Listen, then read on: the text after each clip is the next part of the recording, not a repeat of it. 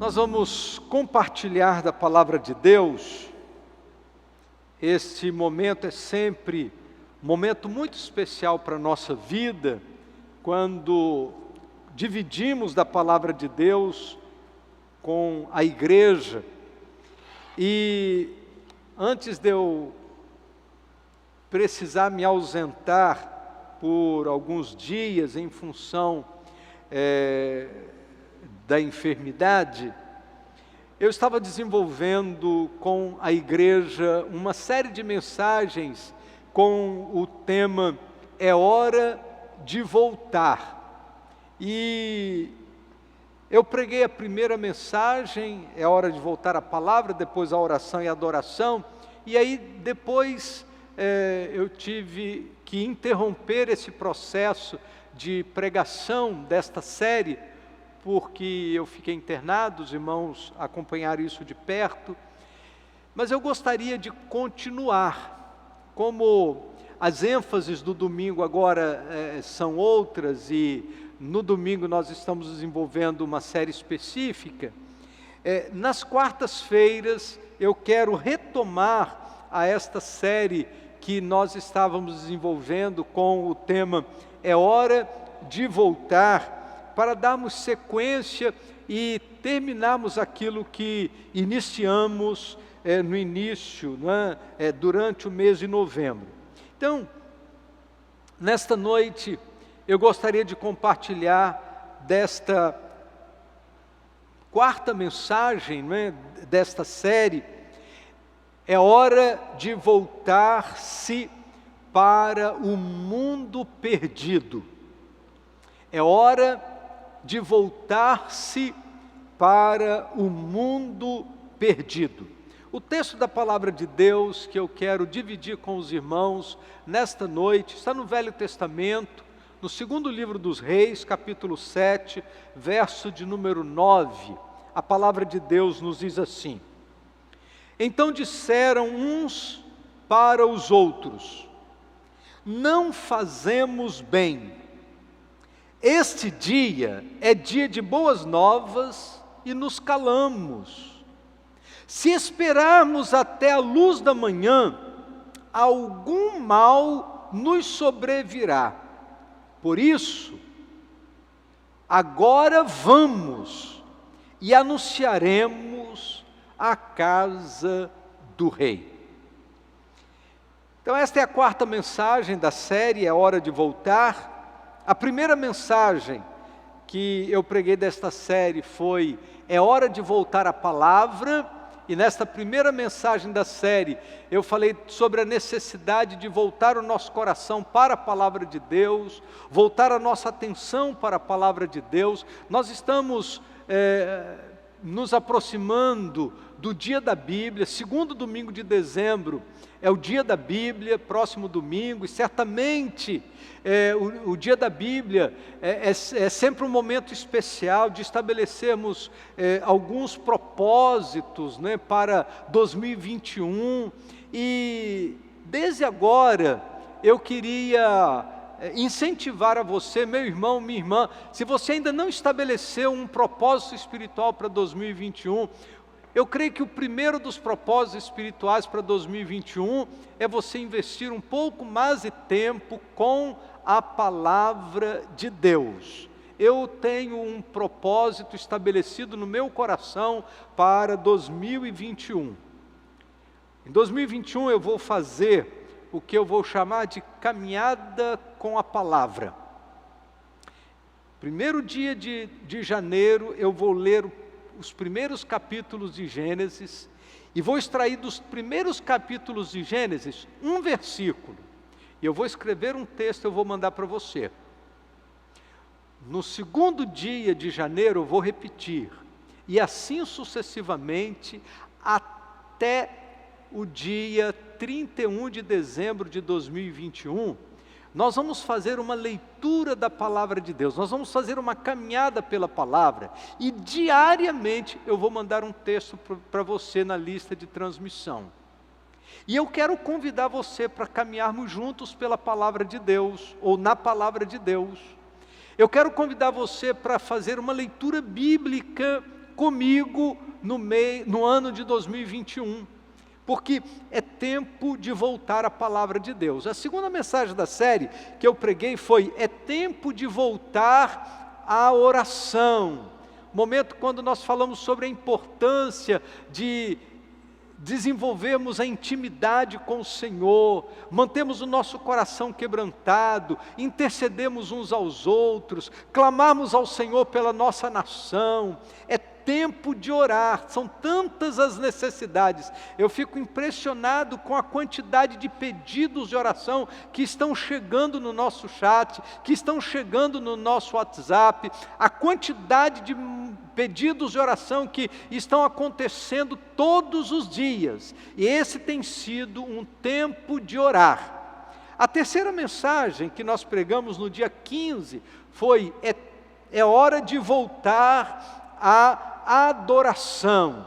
E foi um momento quando nós dividimos sobre a importância da adoração coletiva e a importância da oração individual. Independente se no coletivo ou no ambiente secreto do nosso quarto, adorar a Deus precisa ser a coisa principal da nossa vida.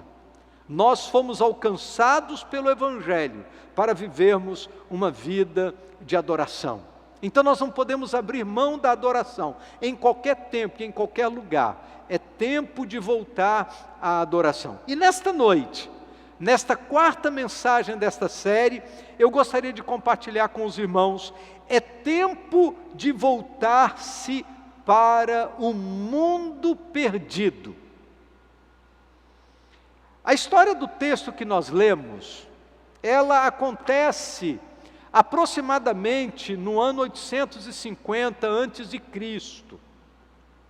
período em que Jorão era rei de Israel, filho de Acabe, e ele desenvolvia o seu reinado à margem da vontade de Deus. Ele desenvolvia o seu reinado adotando um comportamento fora dos critérios da vontade de Deus para o seu povo.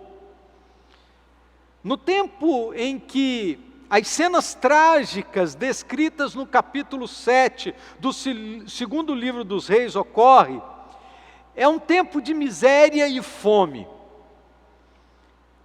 Havia um cerco por conta de uma opressão estrangeira que produziu uma forte redução na produtividade do povo israelita, que se viu sitiado.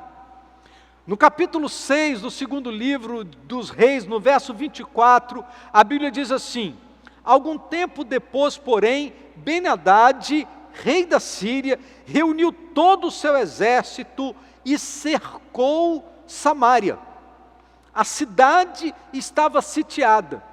Ben-Hadad reúne o seu exército e agora o sítio teve como consequência uma improdutividade, pela impossibilidade das pessoas saírem da cidade para irem para o campo, para desenvolverem o trabalho agrícola. Estavam aprisionados dentro de sua cidade e isso provoca um momento de dificuldade sem precedentes. Acontecem pelo menos 3 consequências imediatas. Primeiro, uma grande fome. Acontece um momento de grande fome.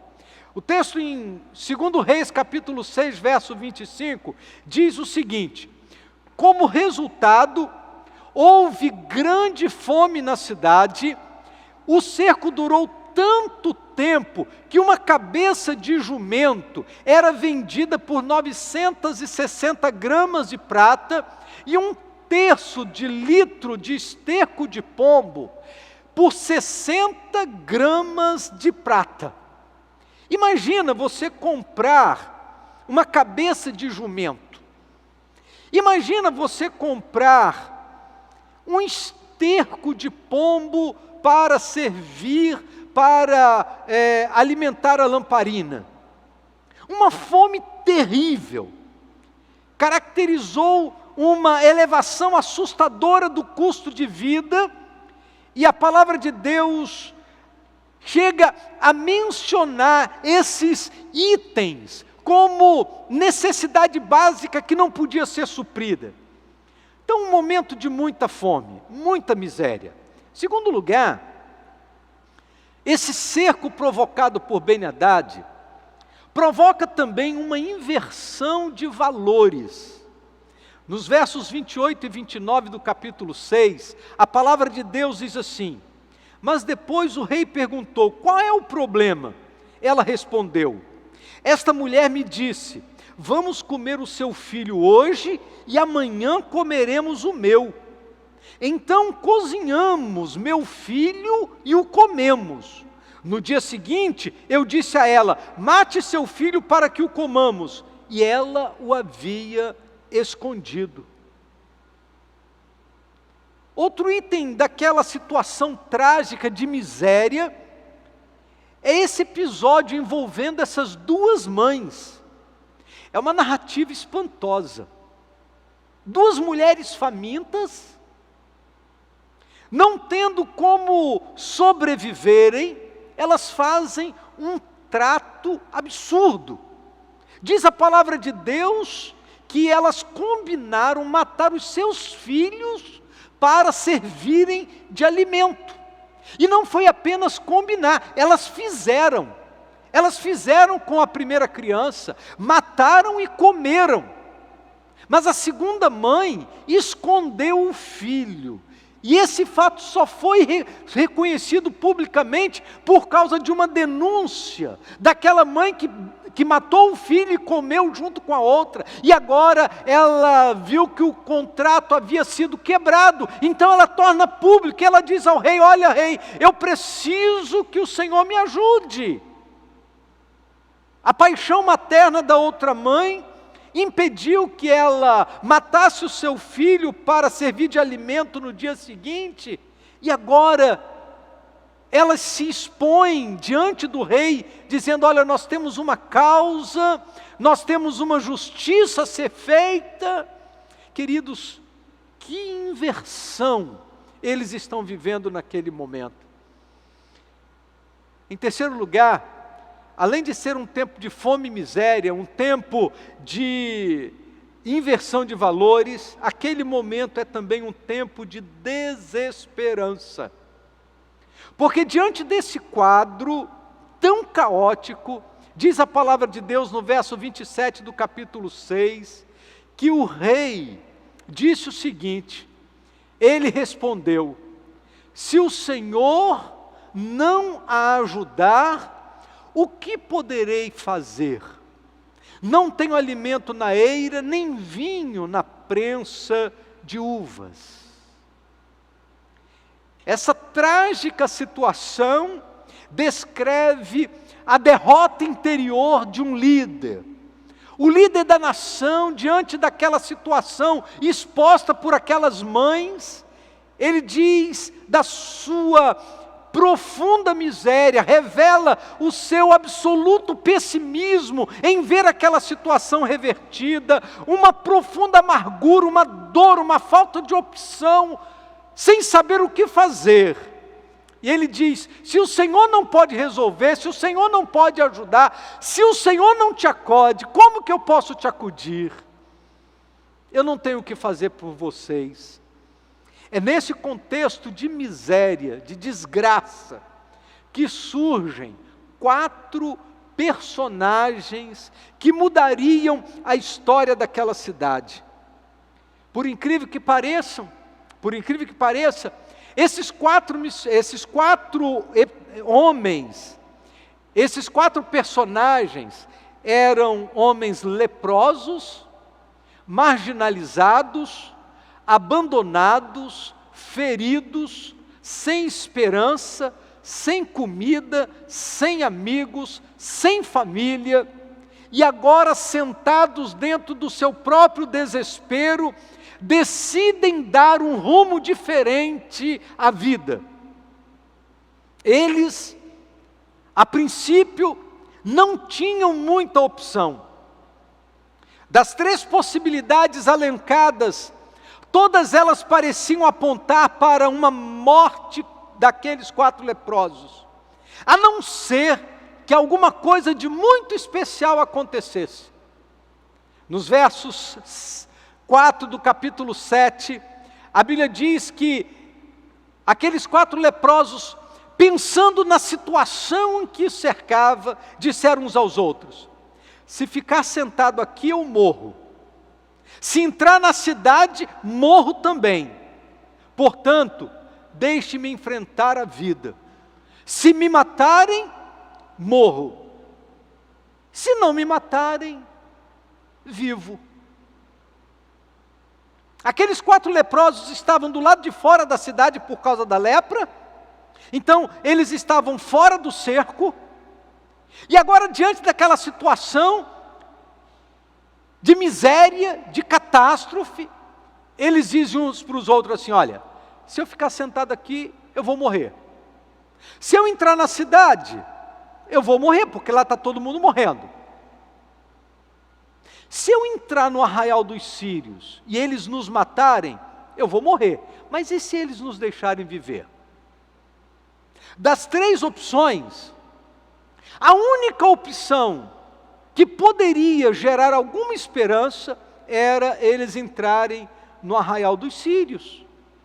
Se esta era a única opção que lhes dava a oportunidade de vida, eles decidiram então entrar no arraial dos sírios. E a Bíblia diz no capítulo 7, verso 5: ao anoitecer, partiram para o acampamento dos sírios. Quando chegaram às extremidades do acampamento, viram que não havia ninguém ali. Se nós ficarmos parados, vamos morrer. Se nós entrarmos na cidade, vamos morrer. Vamos entrar no acampamento sírio. Se eles nos matarem, nós morreremos. Mas as outras 2 opções também de morte. Mas vai que eles nos deixam viver. Então a Bíblia diz que ao anoitecer, eles entraram no arraial dos sírios, e diz a palavra de Deus que eles viram que não tinha ninguém ali. A Bíblia diz que eles foram entraram na primeira tenda, havia abundância de alimentos e bens. Foram para a segunda tenda, olha só o que o texto diz: pois o Senhor havia feito o exército sírio ouvir o ruído de carros de guerra, e o galope de cavalos, e os sons de um grande exército que se aproximava. E disseram uns aos outros: o rei de Israel contratou mercenários hititas e egípcios para nos atacarem.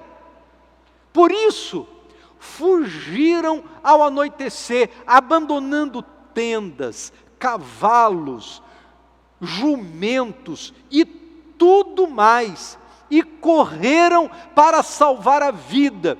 Quando os leprosos chegaram às extremidades do acampamento, foram de uma tenda a outra, comendo e bebendo. Pegaram a prata, o ouro, as roupas que encontraram e esconderam tudo. Aquele era um momento diferente na vida daqueles 4 leprosos. Neste momento eles estão tão envolvidos pela nova descoberta, que a única coisa que eles queriam fazer naquele momento era aproveitar ao extremo tudo o que o arraial sírio proporcionava. Mas naquele ambiente há um momento de reflexão. No verso 9, então, o texto que lemos no início desta mensagem diz que eles olharam um para o outro e chegaram a essa conclusão: não fazemos bem. Este dia é dia de boas novas e nós nos calamos. Se esperarmos até a luz da manhã, seremos tidos por culpados. Vamos, pois, vamos à casa do rei agora. Anunciemos à casa do rei o que nós descobrimos. Queridos, eu quero fazer um paralelo desse texto com o momento que nós estamos vivendo. É possível que certamente você vai concordar comigo, que esse tem sido um tempo muito diferente, um tempo de calamidade, um tempo de muitas mortes, um tempo de enfermidade que tem atingido pessoas de perto e pessoas de longe. Eu fico impressionado com os números. Que tempo complicado, tempo difícil. Mas eu creio que assim como esses 4 leprosos, nós precisamos fazer deste momento um momento de reflexão. Nós não podemos nos calar. Como disseram os 4 leprosos, este dia é dia de boas novas e nós nos calamos. Se esperarmos até a luz da manhã, seremos tidos por culpados. Vamos, pois, agora à casa do rei. Vamos anunciar. Temos uma boa nova, uma grande notícia para apresentar. É hora de voltar-se para o mundo perdido.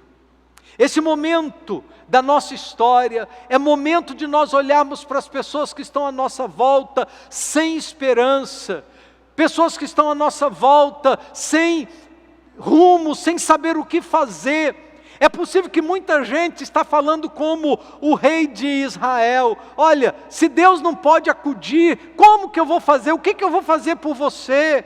É um tempo das pessoas estarem assim, sem perspectiva.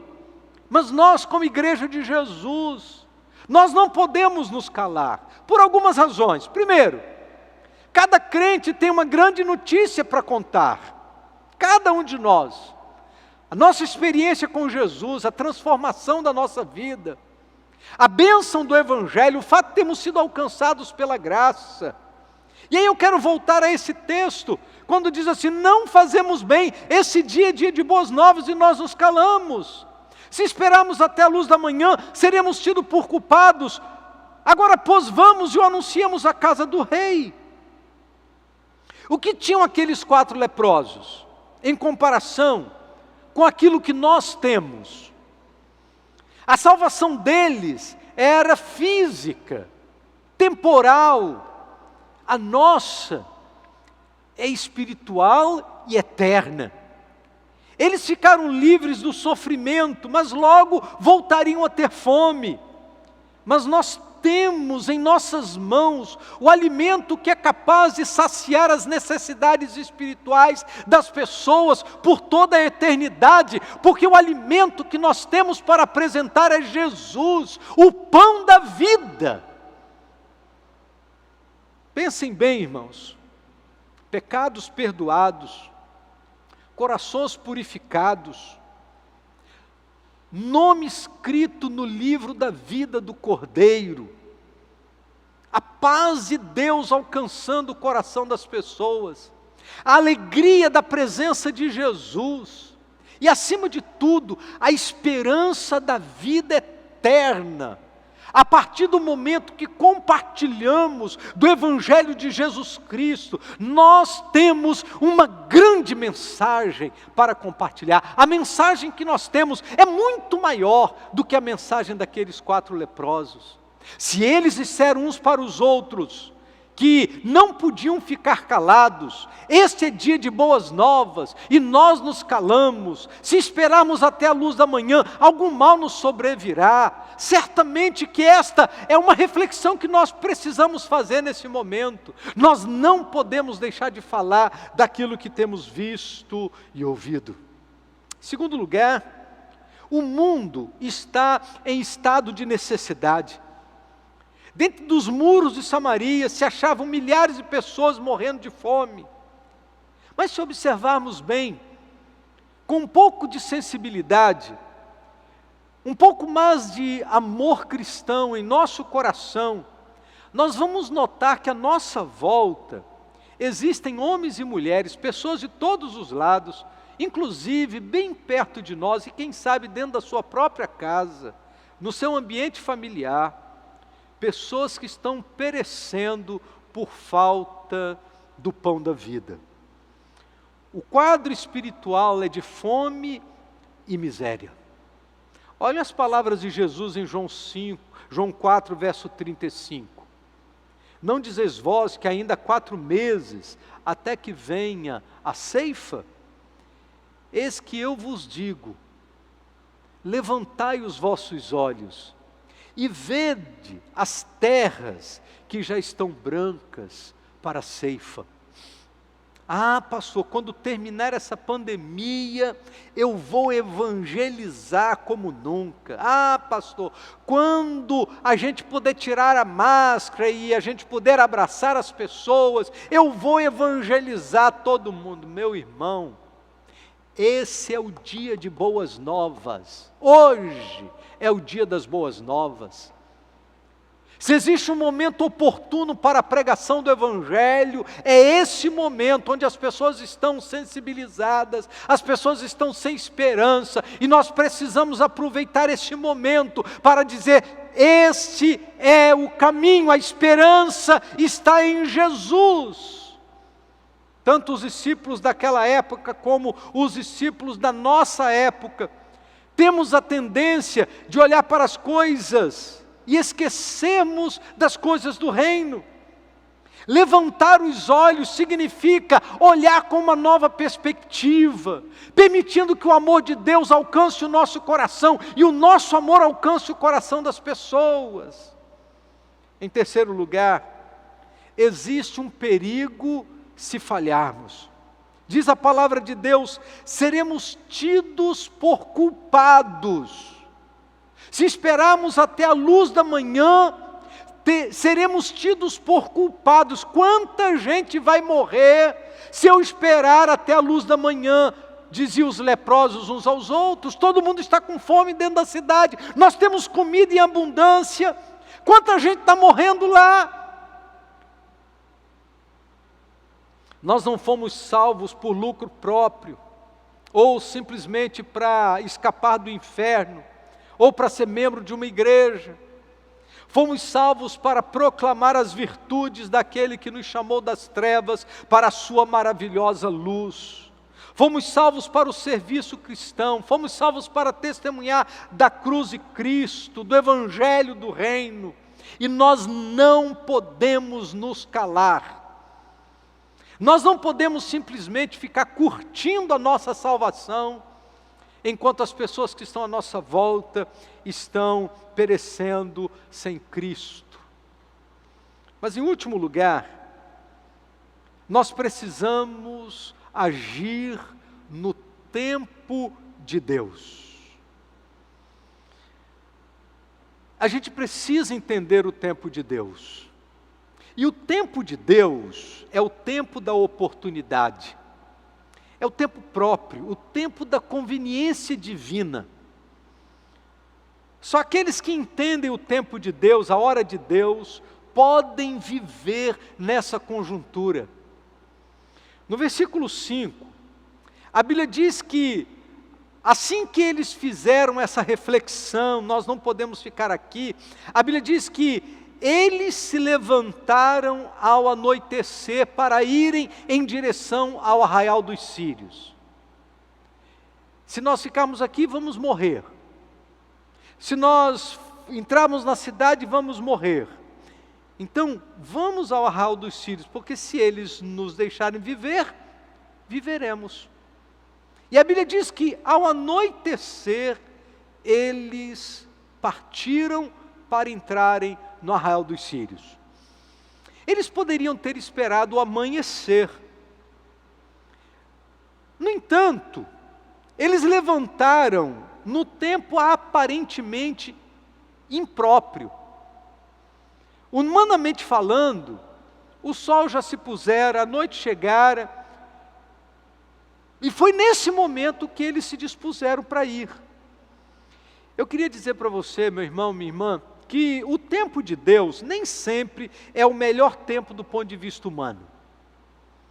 Contudo, para vivê-lo, nós precisamos ter esse discernimento no nosso coração e descobrir que em determinadas situações, o momento mais improvável do ponto de vista humano é o momento das probabilidades divinas acontecerem na nossa vida. Porque aí não é minha estratégia, não são minhas ações, mas as ações de Deus através da minha vida. Isso pode muitas vezes acontecer contra tudo e contra todos, contra qualquer situação, contra a noite, contra a tribulação, contra a enfermidade, contra o abandono. Hoje eu estava conversando com o irmão Diomar, e ele disse: pastor, durante esse período de enfermidade eu não podia fazer muita coisa, mas durante esse tempo eu passei orando pela igreja, eu orei. E como foi bom ouvir o irmão Diomar dizendo que mesmo nos momentos impróprios da sua enfermidade, ele estava na brecha, orando, intercedendo, clamando ao Senhor, pela vida dos pastores, pela vida da igreja, pela vida dos enfermos. Deus nos usa quando temos a coragem de agir no tempo da calamidade. Eu vou repetir. Deus nos usa quando temos a coragem de agir no tempo da calamidade. Verso 5 diz que os leprosos, os inválidos, os débeis, os improváveis, os derrotados, os abandonados por todos, os rejeitados da família, eles levantaram ao anoitecer. Mas se você abrir o verso 7, se você ler o verso 7 do capítulo 6, você vai descobrir que os inimigos fugiram ao anoitecer. No verso 5, os leprosos entraram no arraial dos sírios ao anoitecer. E a Bíblia diz que os leprosos se levantaram ao anoitecer. E os inimigos, por sua vez, fogem quando eles se levantam. Sabe o que significa? Deus manifesta uma ação simultânea à nossa obediência. Deus manifesta uma ação simultânea. Ao anoitecer eles se levantaram. Ao anoitecer, os sírios fugiram. Às vezes a gente fica muito preocupado e com muitos medos. E o medo nos atrapalha, o medo nos paralisa. Ah, se eu levantar, o que vai acontecer? E essas coisas nos impedem de avançar. Mas nesse momento há uma ação simultânea. Quando os fracos se levantam com fé, com esperança, em nome do Senhor, em nome do Deus da vida e da sobrevivência, Deus se levanta diante de nós. É a vitória do fraco, é a graça de Deus que se aperfeiçoa na fraqueza, é a glória do nome do Senhor que resolve se revelar nos pequenos, nos fracos, nos humildes, nos débeis, naqueles que não são, para reduzir a nada aqueles que são, diz a palavra de Deus. E aí a Bíblia diz que Deus faz ouvir tropel de exércitos, faz ouvir barulho de rodas e carros onde não existe, faz ouvir a terra tremer, apavora o coração dos soberbos, estremece a alma dos dominadores, que fogem, deixando para trás animais, carros, roupas, instrumentos de guerra, tendas, víveres, cereais, ouro, prata, tudo, deixando como herança para os fracos os seus próprios despojos. Eu gosto de lembrar daquele cântico magnífico de Maria, quando falando a respeito de Jesus, ela disse: Deus alimentou os fracos e despediu vazios os arrogantes. Hoje, quem sabe, é o dia da gente se levantar. Hoje, quem sabe, seja no meio desta calamidade, desse momento da história, o dia da gente se erguer, de colocar de pé o abatido, em sua derrota, em sua depressão, sair desse quadro terrível de acomodação, expulsar de dentro de nós essa visão sombria, extirpar a lama de pensamentos que impõem derrota. E quem sabe, é o dia de você frágil, pequeno, débil, derrotado aos olhos dos homens, pequeno aos olhos do mundo, ficar de pé em nome de Deus. Pode ser que seja escuro, improvável, porque estamos no meio de uma calamidade, porque estamos no meio de uma pandemia, mas esta é a hora de Deus usar a nossa vida como instrumentos em suas mãos, para que o Evangelho de Jesus alcance o coração das pessoas, porque nós temos a palavra de esperança. Não importa que seja pandemia, hoje é dia de boas novas. Não importa que o tempo seja difícil, hoje é dia de boas novas. Não importa que seja tempo de isolamento, hoje é dia de boas novas. Não importa que seja um tempo de exceção, hoje é dia de boas novas. E nós não podemos nos calar. Esta foi a conclusão daqueles 4 leprosos. E essa precisa ser a conclusão da igreja de Jesus, nesse tempo da história. Hoje é dia de boas novas, porque no meio da calamidade a gente se levanta, e quando a igreja se levanta, numa ação simultânea, Deus vem a nosso socorro. Então, meu irmão, minha irmã, não se acovarde, levante-se,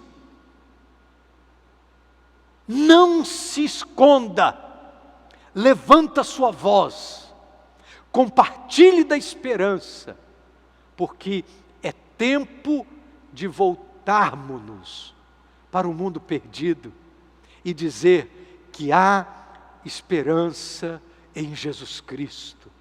Jesus é a esperança da glória.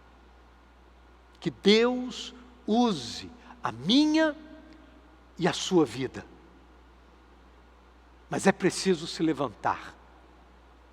Está de noite, como no texto dos 4 leprosos, é dia de calamidade, de fome, de miséria, de desgraça. Este é o dia que o Senhor quer nos usar para fazer diferença nesse tempo de calamidade. Porque há esperança em Jesus. Vamos orar? Ó Deus bendito, nosso Pai, usa a nossa vida, Senhor. Esse momento, ó Deus, é um momento tão importante, tão significativo. Assim como aqueles 4 leprosos, nós estamos no meio de uma calamidade.